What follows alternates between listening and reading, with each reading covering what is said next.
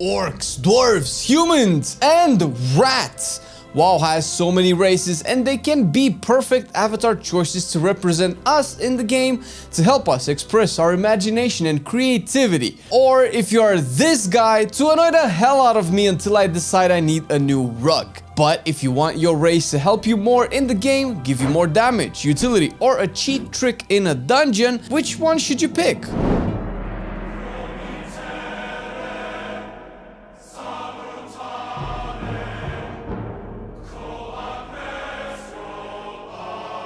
The first and most obvious choice people might want to change a race for would be to do more damage. It's always nice to know that the race you picked for your class is the best choice for dealing more damage, healing, or just being the tankiest through the passive stat boost that you normally get.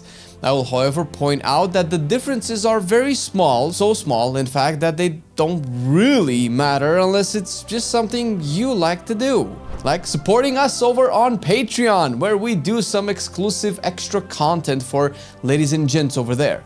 Bloopers and early access videos are but a few of the things that you can see, and you will also be able to get a customized wallpaper with your own character immortalized in 4K glorious resolution. Click the link below and check it out. If you look at this ranking for Windwalker monks, you can see they are all slightly equal with the exception of Mechagnomes. Yeah, you didn't expect this one to be the king, did you?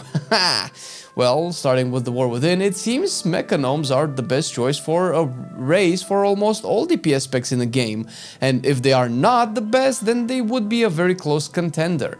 The main reason for this would be the racial combat analysis where, quote, you gather and analyze combat data every 5 seconds, increasing your primary stat by 4, stacking up to 8 times. The data decays while out of combat, and 4 is just, the amount at level 10, 1? This is a good ratio for specs like Arcane Mage and even Frost Death Knights that benefit a lot from main stat sources funneled into their DPS windows.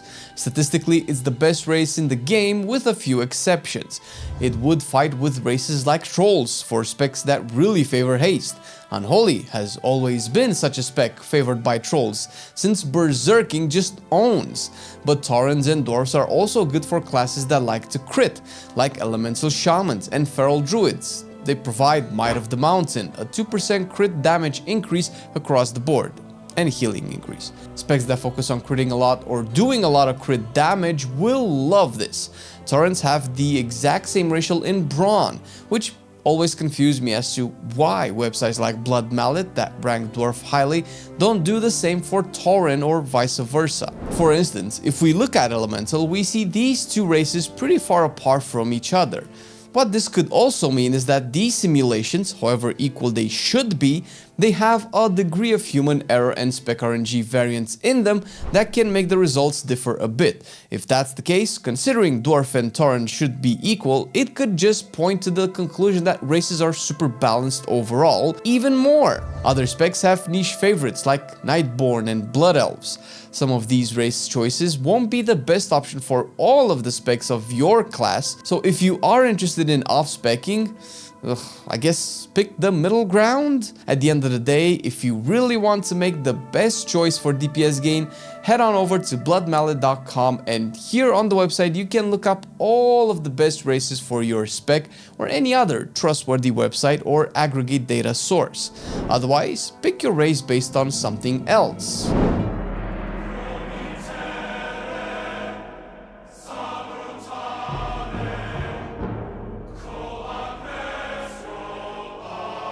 Something like utility, for instance, and here is where you will rightfully assume I will tell you to play Dwarf.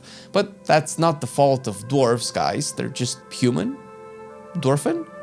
But rather the encounter design team that makes combat the way it is. First of all, let's not forget, Dwarf is still a good DPS race, period. Outside of that, the best racial in the game for all tanks and a good number of DPS players is Stoneform. This removes all poisons, diseases, curse, magic, and bleed effects from you and reduces the physical damage you take by 10%. Considering that some of the worst things that can happen to a group is a nasty debuff, having this in your arsenal can save a healing cooldown from your healer or a tank cooldown from you. This can let you tank mechanics you are not supposed to tank, since you might want to swap tanks and let the bleed drop off. Not the case in this season as far as I know, unless we are talking about Blackrock deaths. But the sheer act of removing all debuffs on you is crazy good. Dark Iron Dwarves are similar with Fireblood. This will not give you the damage reduction, but instead give you main stats for each dispelled debuff. Night Elf is yet another race that people might not know how good it is to be. Outside the DPS increase for some specs, you will really like Shadow Meld. You can use this to drop combat, of course, but more importantly, and this is super specific by the way, you can use this to dodge certain mechanics. This changes season to season, but basically in dungeons like Siege of Borealis or Necrotic Wake, when the bosses target you with one of their mechanics, if you Shadow Meld, you cancel it. You probably shouldn't sometimes, since it will refocus on somebody else really quickly, but say you are in Siege and the boss is chasing you as a DPS. You can meld it and hopefully it goes on the healer. 99% of the time the healer is the right choice, since there is not much to heal unless people stay in AoE and eat frontals, and you want your DPS to nuke the boss ASAP anyway. This is just an example of how this could work. At times in the past, we had Shadow Meld completely make you bypass a mechanic that can apply dots or save a person in a dicey fixated situation. You need to do a bit of research or testing to see where this could work, but that is also half the fun. With the 11.05 patch, the Dractyr has just become available to a lot of other classes. This is a fairly new development, so not everything has been fully figured out, but I can tell you for sure that on classes like Priests and Warlocks, being able to glide while double jumping will give you way more mobility than before. This will prove massively helpful in raid fights where positioning is key, especially if you master it properly. Although this happened at the high level only, it did trickle down to make people's life miserable, but on certain bosses in the past, Priests could not be played in a raid unless you had an Evoker, or Dractyr rather, to swoop you around.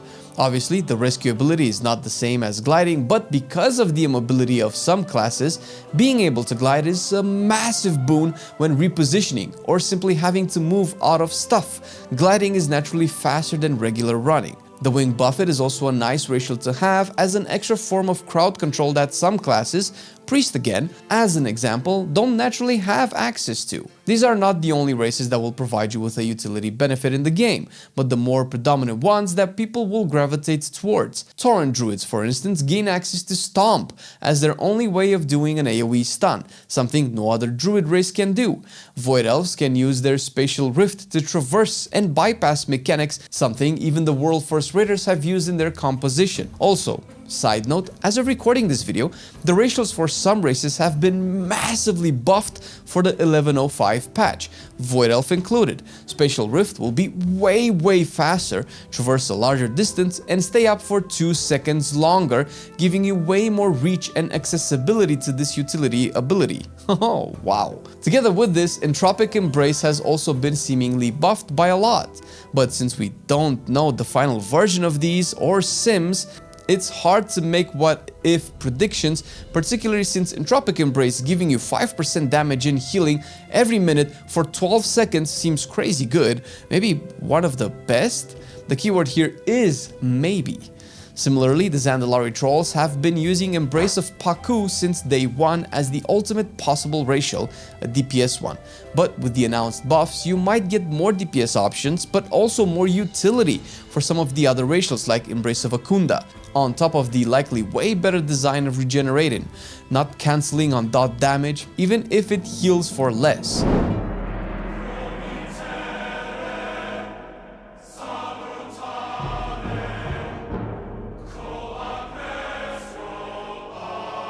Last but not least, open world or fun content, or content for flavor that a lot of people do but might not have realized there are races and racials that can make this way more fun. The first one that comes to mind is the Dark Iron Dwarf's mole machines. This is basically a teleport device that gives you access to a lot of locations on Azeroth. If you also happen to be a mage, there's likely no zone that's inaccessible, no transmog, raid to farm that is hard to reach, or any place you cannot get to. It feels really dope to be able to go anywhere, not gonna lie. Similarly, much to my dismay, Vulperas have a really dope racial inn setting camp as a personal inn that can act as a Hearthstone location. No, this is not an actual Hearthstone, but an extra one. You can go only outdoors for this. You can set the camp somewhere near a delve or a dungeon or a quest hub, whatever you want, and you can use the return to camp ability to teleport there. When it comes to leveling or farming certain spots, this could come in handy big time. And once again, with the recent changes, Draktirs make me super envious of their racials, Soar being the main one. Being your very own dragon mount, or sky riding mount, as the kids call it these days, is not only accessible but also really cool. Hopefully not a reason to pick this, but night elves will turn into wisps when they die, making travel times back to your corpse the fastest out of all of the other options in the game. That is, of course, if you don't avoid this scenario by shadow melding. There are also races that provide bonuses to gathering professions and crafting professions that can sometimes make a difference. Having 5 extra skill can decide on whether you can craft something at max rank or 1 rank below, while having deftness will make gathering and farming materials way faster and more convenient, especially once you unlock the gathering while mounted trait. On the screen you can see a bunch of the race profession combinations, with most of them seeming very obvious and also funny as shit. Of course, Taurens would be really good at picking grass, flowers, herbs for herbalism. There are other more niche racials you can explore, and with the announced buffs to a lot of them, we can probably expect an overall shift of what racials do, how powerful they are, and which classes race combos would be the best to suit your needs. And if you are indeed starting a new character, especially tank, and you already chose your race, then watch our video on what tank you should actually go for. We talk about the best choices for beginners based on difficulty, fun, and performance levels.